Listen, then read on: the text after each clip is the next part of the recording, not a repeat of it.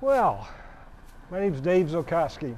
I've been coming to New Orleans for, oh gosh, started in the 80s, I guess, when we did this, what's called the geocadastre. So it's really good to see a lot of this new technology being used, because this is something that Gilbert Mitchell and myself, when we both worked for NGS, came in to try to get what we call the geocadastre, trying to bring and link all of the data together with the ultimate goal of modeling the subsidence so that you can have real-time heights. And you're getting closer and closer. I see some familiar faces in the thing. I've talked to Stephen, and I see Don Ames over there, which we go way back into the 80s. So what I'm going to talk about, and I'm glad that Cliff talked about this and what we just heard about the SAR, because I'm going to go step back just a little bit and give you a little overview of the GNSS heights, just what they are, so you understand what GNSS-Derived heights are and the differences, and Cliff covered it, so I'll go by that quickly. But I'll spend most of my time talking about the different geoid models that were established by the National Geodetic Survey. And I should have one caveat. I do not work for the National Geodetic Survey anymore. I am retired. I retired back in 2009 when I was director. I do consulting work now, and I do some consulting work for the National Geodetic Survey, so I'm familiar with what they're doing. But I am a non-federal employee now, so whatever I say is my own opinion and not National Geodetic Survey. Dennis Reardon's here, and you can ask all your questions, and he will be the official spokesman for it. Before I go too much further, I am going to take this tie off. But I had to put it on to start with, just out of respect and so forth. But I haven't worn a tie for quite a few years, and so we'll take that off. So the history of your subsidence is nothing new. It goes way back, and a lot of people have been looking at it, and you know you've had a lot of issues along the coast, because Louisiana spends a lot of money developing the custom motion models that they do for the coastal zone and the management and so forth. And we spent a lot of time, and these are, because of the screen, I'm not sure you can read all of these things, but hopefully you'll be able to get to them. But I'm basically just an overview of the topic is what we're going to talk about. I will give you an overview of the heights. I will talk about the geoid models and just the difference between a scientific geoid and a hybrid geoid, because what most individuals see is the hybrid geoid, but now NGS is publishing their scientific geoids, which are not in the same reference frame as the NAD 83, but they're an ITRF. But I will talk a little bit about giving you some ideas. Also, I will probably emphasize more than you even want the differences between the different adjustment heights you have in 2004, 2006, and 2009. So you have 3 different sets of heights. NGS only publishes the latest, the 2009 height, but I'll show you some of the older heights and some of the differences. And finally, I will get to what you're really interested in, I believe, is how do I go between these heights? And by the time I'm done, you'll probably realize that it's impossible to go between those heights, but at least you'll understand why. So just a quick overview. We'll talk about the guidelines. I spent a lot of my time, well actually I spent almost all of my career talking about and dealing with heights. Leveled heights, GPS heights, geoid heights. That's where I spent most of my career. I spent a lot of time looking at trying to replace leveled heights with using GPS. And even when I was NAVD 88 project manager, I was at the same time pushing to try to get better guidelines for ellipsoid heights through using GNSS, because I knew that that was going to be the future. So we talk about the guidelines briefly. So you need to know what type of heights are involved and how they're related, and how accurate these heights can be determined. You've heard of some of this, Cliff, and you'll see another diagram very similar to Cliff's. But each one deals with different technology. Each one deals with different uncertainties. So there's 3, you got your ellipsoid heights, the orthometric heights, and the gravity. You heard a little bit about gravity. Heard a little bit, Cliff talked about ellipsoid heights, and I'll talk a little bit more. And Cliff mentioned about the orthometric leveling. All 3 of these are independently determined. So when you go to establish them, you need to understand how they relate to each other. And there'll be new types of heights coming out, the subsidence rates coming out. It's really interesting to see the SAR data coming, because that's been going on for years. As we talked about, some of the stuff was done in the 90s and so forth. It's been going on for a long time. But they're getting better and better, and more accurate determination of all these heights. And I believe that in the future, that's what southern Louisiana should be looking at. And I said this 20 years ago, trying to bring all this data together, is trying to understand how these heights are moving, and then trying to figure out how do I model that, because you're not a stable area, you are moving. You saw this diagram, Cliff showed it, and it just shows the difference between the ellipsoid height, the orthometric height, and the geoid height. And standard equation, ellipsoid height is equal to the orthometric height plus the geoid height. And each one of those are determined slightly different. The ellipsoid height is a mathematical equation, so you can determine that through mathematics in a closed solution. The orthometric height typically is leveled, and there's a lot of corrections. And Cliff talked about the tides and the sun and the moon and Venus, which is the first time I've heard someone talk about Venus, but it's right, because Venus is over in the east all the time, and it's one of the closer ones many times affecting your tides. And these values affect the leveling data too. And all these things are taken into account when you do leveling. But it's referenced from what they call this equipotential surface. The ellipsoid heights are not. The geoid height is what determines this surface. But you can't dig down and find a geoid. There's not like a little blue line underneath there. You can't find it. You don't have something that just puts a machine up there and says, oh, my geoid height is this value. So it's all modeled. And it gets better and better. And Cliff talked about Dick Rapp in EGM 96. And when I was at school, it was OSU 180 was one of the first ones at 180 coefficients. And that was the best they had. And relative-wise, you're best, even closely spaced, you're hoping to get 10 centimeters. So you got GPS-derived heights that you think you can get better than 2 centimeters, and I'll show you some of later this afternoon in southern Louisiana, where some of the GNSS surveys were done, were long sessions over several days. They are 2 centimeters or better, the ellipsoid heights. Now your geoid heights, and I mentioned geoid 12B, and then I got this X geoid 16B. Geoid 12B is the hybrid geoid, and I'm going to talk about that when I talk about geoids, of what a hybrid geoid is, but that's made to fit the NAVD 88. So it's really not a real geoid. It starts with a scientific geoid, and then it is torqued around, basically, to best fit the NAVD 88 orthometric heights. That's why they call it a hybrid geoid. You can use it like a geoid, and you do in the equation, but it is really a surface that is a difference that brings the hybrid, or brings the scientific geoid, so that you can relate it to the NAVD 88 orthometric heights. And just did that so people could go out there and survey and come up with a NAVD 88 height. The question is how accurate that is. And in some areas it's within a few centimeters. In other areas it may be a decimeter. You don't know. But the scientific geoid, which is, they denote with an X geoid and then a number, and there's several. X geoid 16B that's mentioned here is the latest geoid, scientific geoid published. That is not referenced to NAD 83. It's referenced to the ITRF system.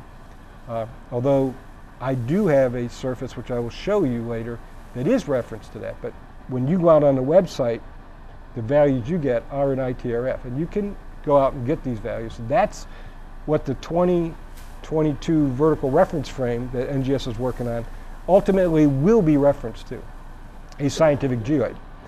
And they do these scientific geoids every year. There's a 14B out there, 15, 16, and 17B will be coming. The B means there's an A and a B model. The A model is just using total gravimetric data that they had in their systems, and not any of what they call grav-D. They're flying gravity in an airplane across the nation. And I'll show you a diagram of that when we talk about the gravity. The B model contains that new gravity. The A model does not. The B model is what you want to look at, not the A model, but they do it because they want to see what the improvement is with this airborne gravity. And then you got leveling derived heights, and you can easily get better than a centimeter and 10 kilometer with third order work. So this is what the accuracy estimates, what we were working with. The guidelines, like I said, I spent a lot of time working with, dealing with ellipsoid heights, and back, this is November of '97. I worked with a lot of consultants out there trying to do survey work to try to develop guidelines, and I'll talk about what we ended up with. At a minimum, there are a minimum set of guidelines that will work if conditions are right, and if conditions are not right, then they will not work, and this has got to be understood. It'll narrow down to you can collect 30 minutes of data over some of these short sessions, and if you have the normal conditions, 30 minutes of data, 2 different days, you'll get the right answer. If you don't, it'll tell you you're wrong, and you may have to take longer sessions. But part of the reducing it was that I had a lot of the private industries telling to me, I don't want to sit there for that long. Can you give me something that I can rely on? And that's what we developed, and I'll talk a little bit about that. And then we developed guidelines to do the NAV88 heights. In other words, GPS-derived orthometric heights. And they're pretty simple procedures, tying into known elevations and then making sure they fit. They're simple in concept. They are very difficult to implement in some parts of the country.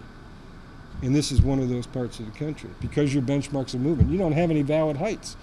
You go and put a set of heights in it, and then a year later, they're about a centimeter difference in cases. They're not valid. So now if you need a height better than a centimeter, you can't use those. If you need something to 2 or 3 centimeters after a couple years, you can't use them. That's why having a program and getting the heights in a moving dynamic system is still the goal that you should have in southern Louisiana. So this is just a summary of we did a lot of special studies back in the 90s, and I did some of them down in Louisiana, I did some in Texas, I did some in California, I did them a lot of different places. And the idea being you just got to repeat baselines on different days and different times of the day, okay, and why is that? Everybody says, I don't worry about the geometry on the ground now because it's the satellite's geometry. And that is exactly right. It is the satellite geometry.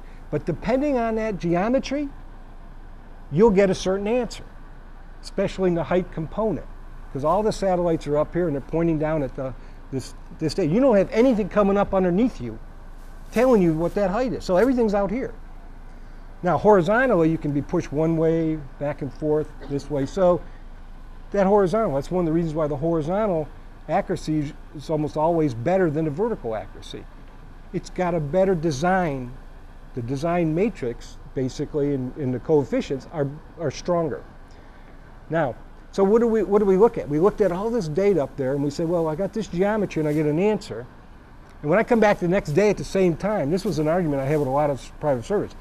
Hey, I'm out here at 8 o'clock in the morning, and I do this hour data, and I come up with an answer. I come back the next day, I do an hour data. I agree within millimeters because the geometry is exactly the same. And I said, come back 4 hours later and do it again.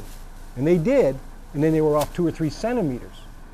And I said, that's why you have to repeat it.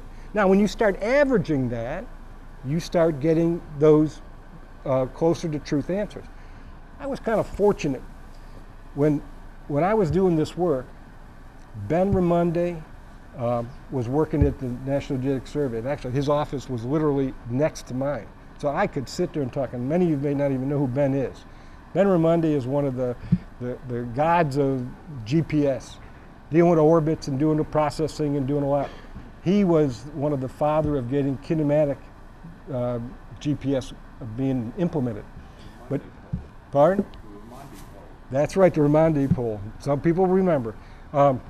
So Ben and I were always talking, and one of the things he kept explaining to me is how important the geometry was.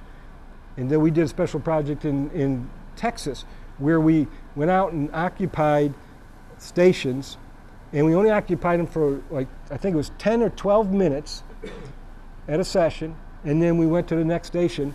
But we did that over a 24-hour period. We did it like 10 times or so at each one of these stations. So we had like a 10-minute snapshot, 10-minute snapshot, 10 minutes, all the way around a 24-hour. And he processed the data because there was no processing engine that would handle that by itself. And he used that, and it showed that it's the geometry. If you got good data and you got different geometries, when you average them, you'll get closer to truth. So that was what I started looking at. So you got to reobserve baselines that disagree greater than 2 centimeters. You're trying to do a 2-centimeter system. If you can't agree within that, then you got to redo it. Now people are saying, well, as I get longer and longer lines, I can't do that. But if you look at the guidelines, they say the average length should be 7 kilometers and the maximum 10. Why is that? Because if you start going farther than that, you need more data. Things don't cancel. The troposphere models don't cancel. You can handle ionosphere with dual frequency, but things don't cancel. So we said, you got to reobserve it. And if you have the right conditions, then you're going to get the right answer. If you don't, then it'll at least tell you you're not going to be right. And that's good. That means you may have to go back again, or it means you may have to take longer sessions. And in southern Louisiana, it's, you got bad troposphere in a heartbeat. And so you never know how long you got to stay at some place. And you got to fix integers, the integer ambiguity, because float solutions could have a lot of wiggle room. If you're in most of the height mod stations you're at the 5 or 10 kilometer level. If you can't fix the integers, you got a problem. And that's part of what we did.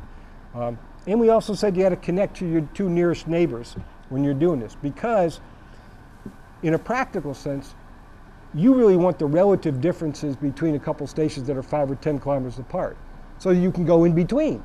So if you connect to them, anything that's affecting one or the other, some of the errors will drop out. So your relative difference was good. So the guidelines will basically say, inside your thing, you're good to a couple centimeters. But as soon as you went to another project over here doing the same thing, this is good to a couple centimeters. But we're only guaranteeing these to about 5 centimeters, just because you're not canceling out errors. That's the whole concept of these. If you want to use short sessions. You're going to use long sessions, then you can go as far as you want and do what you want. And that's what happens in the 2004, 6, and 10. The 2006 and 10 surveys actually did a couple days at 18 hours, at least 18 hours a day. So there they can have longer baselines, and you'll see that. So here's how we looked at this in the beginning. Now, you got to remember, this was back in the 90s, 97 when we first started. We didn't have all the cores that we have today. We had what they called Harns and so forth. So we looked at this and said, hey, I got stations that are spread out, and now they're cores, 75 kilometers or greater, and actually a lot of them are less than that. So that becomes your framework, your foundation. Because if you're going to fit inside this area here, 30 minutes of data, you have a chance that you're not capturing and removing all the systematic errors. But now I got a framework. So you got to start with something saying, I know truth here. And that's where the cores come into play. And then you have this primary base. So you got the cores. And in here, your cores and your primary base could be the same thing, because your cores are probably within 40, 50 kilometers of each other. So you have a subset right now that you know their coordinates. So, and you know them clearly at that instant. You can actually compute new coordinates and say, did they move at your core site? Because you need a framework for this height mod guidelines, these smaller sessions to work. You need something that you can say, I know truth, so that if I have a remaining error, I'm removing it with these cores. Now, is that theoretically and scientifically correct? No. Is that the practical way of implementing it? Yes. And you have to understand, that's why it's very rigorous that you got to follow every guideline. If you don't, then you could open yourself up to having a problem that you can't detect. Most of the issues with the guidelines is trying to detect the problem. All the guidelines do is they help to reduce, detect, and eliminate errors. But most of them they detect errors. You'll find a problem before it becomes one. And then you have this, what we call secondary base. And the only reason that came in is because people say, well, this is back in the 90s, and I got this huge area, and I'm really only interested in this small area, but I may be interested later on in this other ones. So I'm going to put some control, but I don't want to do 3-hour data there. So we say, well, okay, you can do this 30-minute sessions, but if you don't get repeatability, you got to do them longer and so forth, but we'll call them secondary based, because your local network is what you're interested in. That's the only reason they're there. And then in that local 30-minute sessions, 2 days, that's the area they're saying in 7 kilometers to 10. The average should be 7, and most people are finding if they keep it at this 5 to 7 kilometer, everything seems to work fine. They are finding, though, thought they were. Well, maybe they're not finding anything. Oh yeah, that's right, I forgot. I highlighted the 75 kilometer, 40, but that's what they're finding. 30 minutes of good data, 2 different types, okay? 30 minutes, and I highlighted of good data. And this usually requires 45 minutes to 60 minutes of data, which is, I wasn't allowed to put that in the guidelines. You know, the guidelines, you know, because I had a lot of private industry saying, if you put that in it, the contract's going to say I got to do 60 minutes of data. And I said, well, okay, I can do it with 30, and that's it. And if you do 30 minutes of data, you repeat these baselines, and you do all the hierarchy what we had there, I believe you're going to get the right answer. I believe many of your times you're going to need more than 30 minutes of data, but I'll leave it there. So whenever I talk, I always tell people, this is what you need, but the guidelines were done. This was during a period where a lot of the industry was going up to the hill, causing me grief and problems. So I tried not to get the industry to go up to the hill. But anyways, and I realistically, I had no problem saying it as long as you repeated those baselines, you got those. If you didn't, then you have to go back and redo it.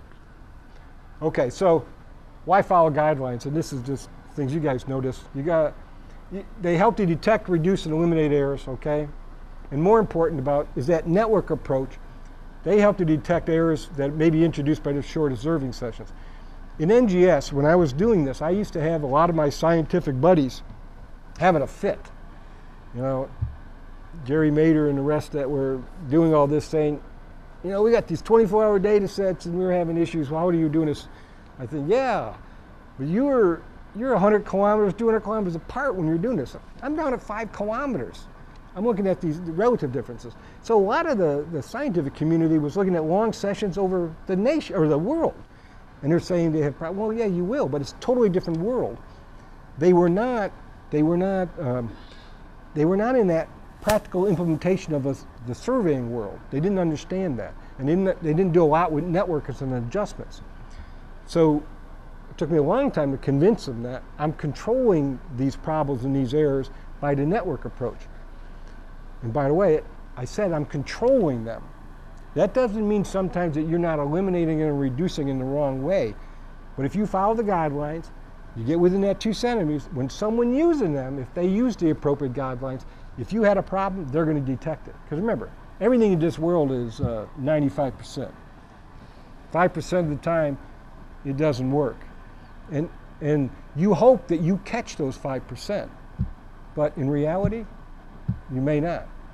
But you will not have, at most cases, you will never have something that's really out. In other words, to be the 99% of this thing is below 2.5 to 3 centimeters. So chances are you'll have problems, but you can have it there. Now, the guidelines for doing orthometric heights were just simplified what we called 3-4-5 system. 3 basic rules, 4 control requirements, and 5 adjustments. Simple concept, in many places very difficult to implement, because the hardest part is what's a valid benchmark? And in southern Louisiana, I'm not sure any exist. Although you have a lot of cores, once you if you could put a motion, a rate on something, then you can start looking at a valid benchmarks. And when I talk this afternoon, when I talk about the network, that's exactly what we did. We estimated movement at the benchmark was used as control for the 2004, 2006, and 2010 adjustments. Anyways, I'm going to go through this relatively quickly because it's not really about the geoid and so forth. It's more about the heights. But you know, rule one, just got to follow the guidelines. If you don't follow the guidelines, whatever you hear, I have no idea. You got to use the latest geoid model, in this case GEOID 12B. And if another one comes out, another geoid comes out, you have to use it. And I'm going to show you the difference between GEOID 12B, GEOID 09, which you may have used GEOID 09 in some of your adjustments before GEOID 12B came out, and GEOID 03, of which your 2004 adjustment and the 2006 adjustment both use GEOID 03. But GEOID 09 came out before GEOID 12B, so if you did a survey and you did an adjustment, you probably used GEOID 09. So I'm going to show you some of the differences and why maybe sometimes when you looked at your answer, you did get something that made a lot of sense. So you'll see why. But those are the three basic rules. If you follow them, in a local area, you'll get consistency. Even when you're changing geoid models in a small local area, you'll get consistencies. But there are some areas in southern Louisiana where there are significant differences between GEOID 03, 9, and 12. Significant. Like 20, 30 centimeters. Okay, so basically, very logical things about control. You know, you occupy stations with known orthometric heights, all right? I mean, that's obvious. And you evenly distribute them throughout. You basically need to surround the project at a minimum. You need to have stations around, because if you don't, you'll be extrapolating. So when you're going to make and you're going to control this, you're going to try to, remember, it's all about controlling errors. This is all about controlling errors once you're done. And if you got stations inside and you got something way out here and you fix here and there's a systematic error slope inside the geoid, it just grows, it gets bigger, just like that, it gets huge. So you have to surround it with known control. And then basically we said every 20 kilometers you should have control. And that 20 kilometers came about from a couple of reasons. One being the geoid model, saying that we knew over the 20 kilometers, the relative geoid height, the slope isn't that large that if you brought it back down again, you weren't creating too much error from the geoid model. And the other part is from the NAVD88 level network.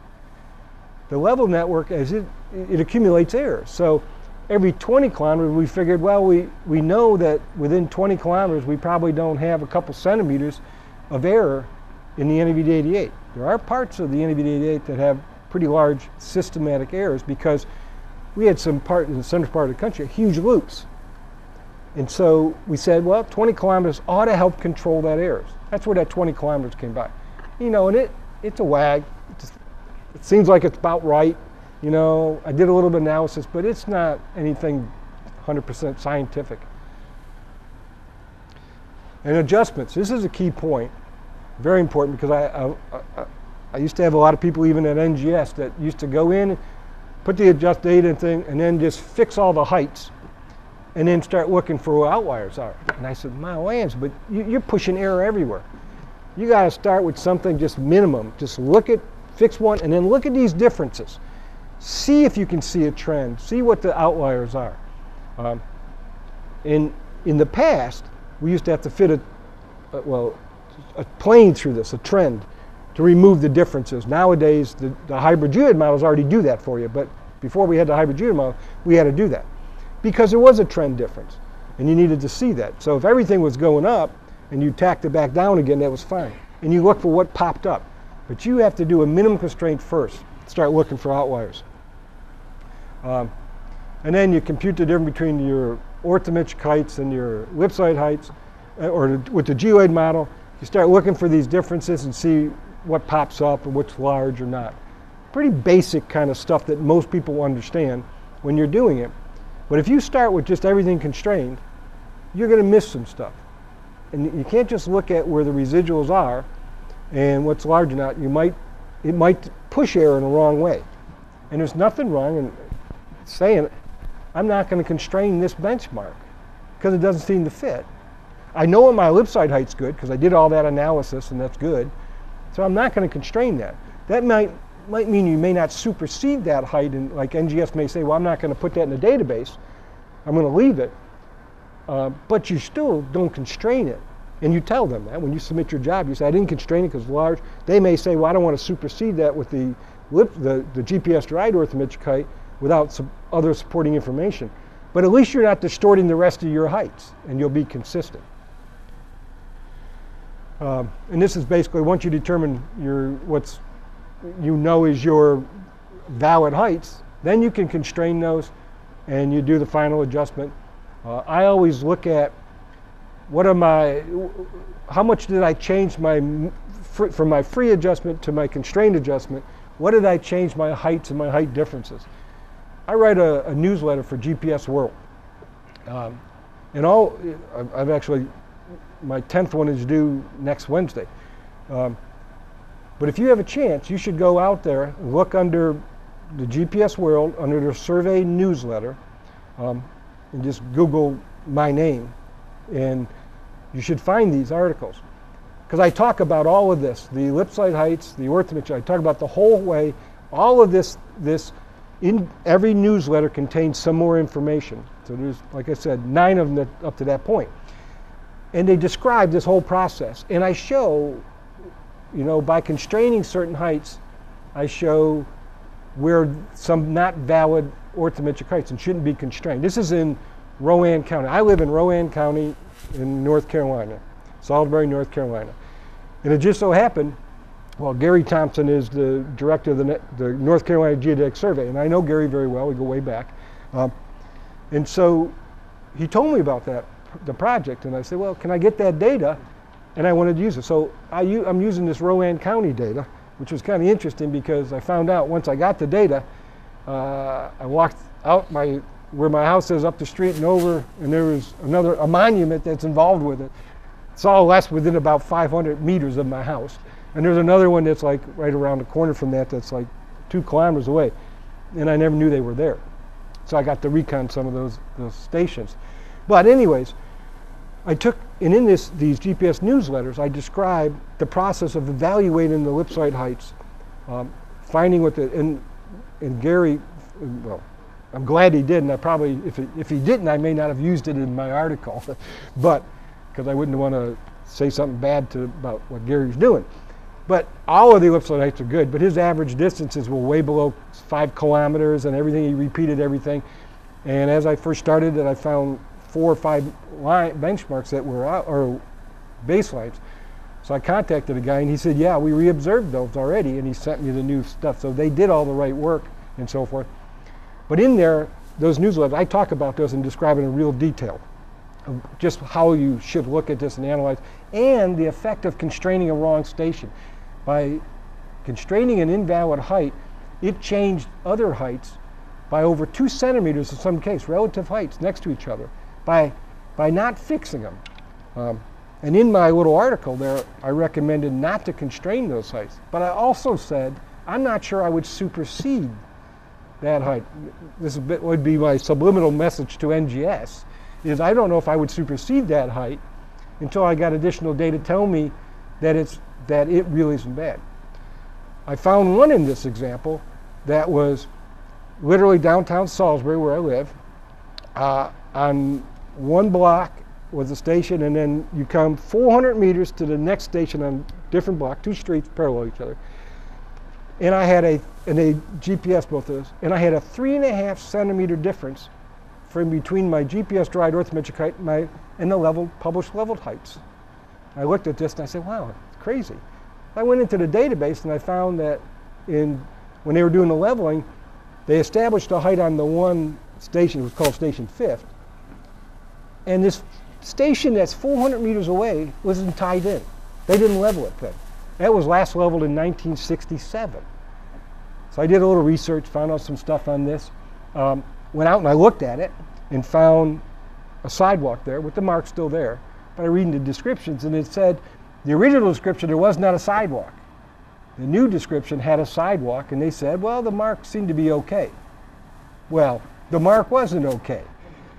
So I had to go back a couple slides because they said with the power outage, or something that they lost a few. So I'm going back just for completeness because they're taping all this. But anyways, we had the 4 basic control, and this will be finishing up fairly quickly. And then I'm going to get on to the geoid models. I broke this up into 3 different parts, this basic GNSS, then talking about the geoid models and different how they were, and then talking about the history of the heights on how they're related to the geoid models, and that's the last part of it. All right, and we talked about the adjustment procedures of analyzing results, detecting and removing residuals, computing all the differences, and once again, anybody really doing these projects should go out and take a look at my GPS newsletter, GPS World newsletters. They're all on the web and they're free because they describe in detail all of these procedures, and more important, they show you where sometimes you can have problems if you don't follow them. And that's part of what I was trying to do, looking for where issues were. And they're an easy read because they're not that long. Like I said, there's a series of them, and I kept building on the series. And then, the last couple, just making sure you're doing it right. Constrain 1 latitude, longitude, and all valid heights. And that's an important point too. You don't want to constrain when you're doing the ellipsoid height adjustment. That is different. There you're constraining a lot of latitude, longitude, and ellipsoid heights.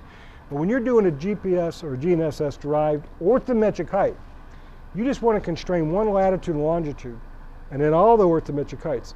Don't constrain more than 1 of the latitude and longitude, because you could be forcing some kind of error back into the orthometric heights.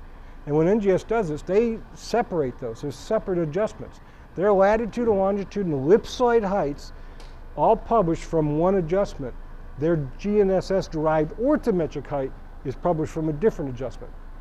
And if you add that ellipsoid height and that geoid model, you may not get that orthometric height, okay? Because it's been fit to conform to the 88. All right, and I showed you that diagram there dealing with just an example. So we did talk about the review of heights, how the guidelines reduce, detect, and eliminate error sources, a little summary of the guidelines, and the 58 and 59. So, and they're out on NGS's website, and you should go get them. And we had questions as in between, but I had a question about dynamic heights. Well, it was about a reference frame dealing with geopotential surface. Someone asking about the NAVD88 and hearing that it's not reference to a geopotential surface. So I'll talk briefly about this, and I think after lunch, because I'll have to go see if I can find it, I might be able to find a diagram that I can talk a little bit more about this. But basically, the NAVD88 was defined by a tide gauge at the mouth of the St. Lawrence River in Canada, actually, because the NAVD88 had Canadian data, US data, and Mexican data. So we constrained a value at the tide gauge and said, okay, this is our constraint. And that represents an equipotential surface. But it's one equipotential surface, all right? There's lots of equipotential surfaces. And you go to a different tide gauge, you have a different equipotential surface. Okay, so the NAVD88 is reference to a equipotential surface, but there are many of them. So an NAVD88 height is reference to an equipotential surface, but if you go to a tide gauge, say in southern Louisiana, that tide gauge is also reference above an equipotential surface, which is not the same as the NAVD88. But if you got a published tide gauge from NOS, it will have the relationship between that local tide value and NAVD88. So you'll be able to know that difference where the water level is relative to NAVD88.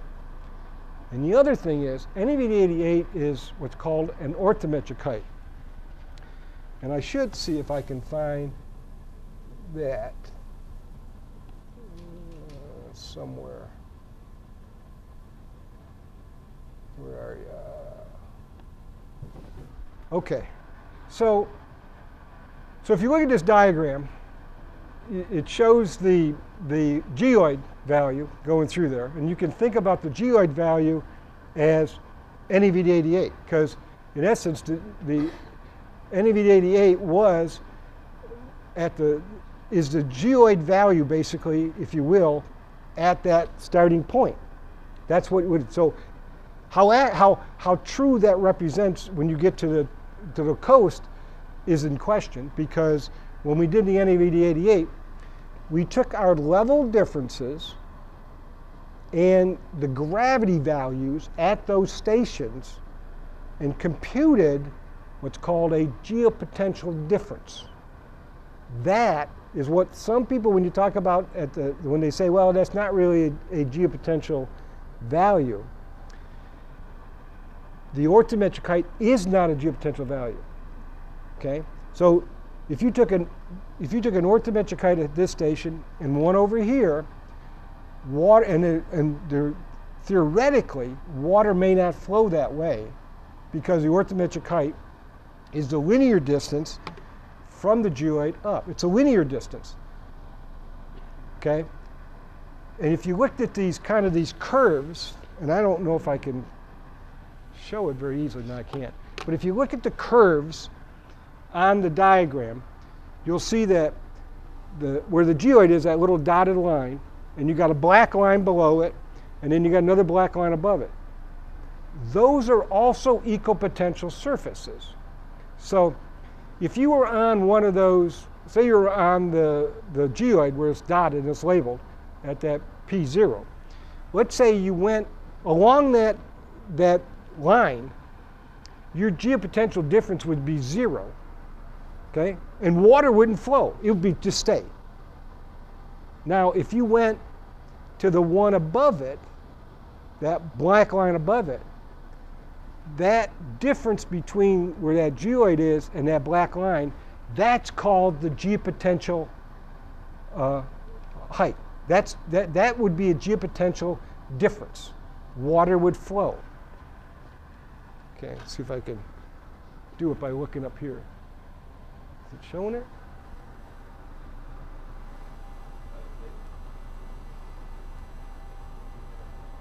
Well, I got somehow I turned it off. Oop, there it goes. Kind of fussy.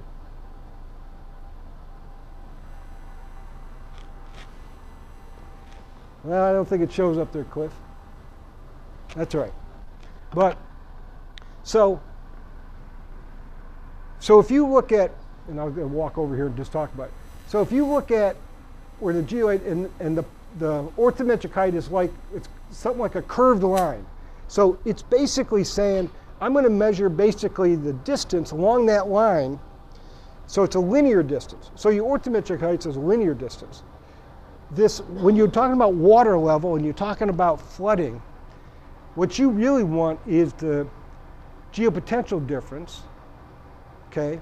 The orthometric height difference is not the same as the geopotential difference. So when we did the NAVD 88, we took all these level differences and converted them to geopotential differences. And when we did the adjustment, we actually ended up at what's called a geopotential number.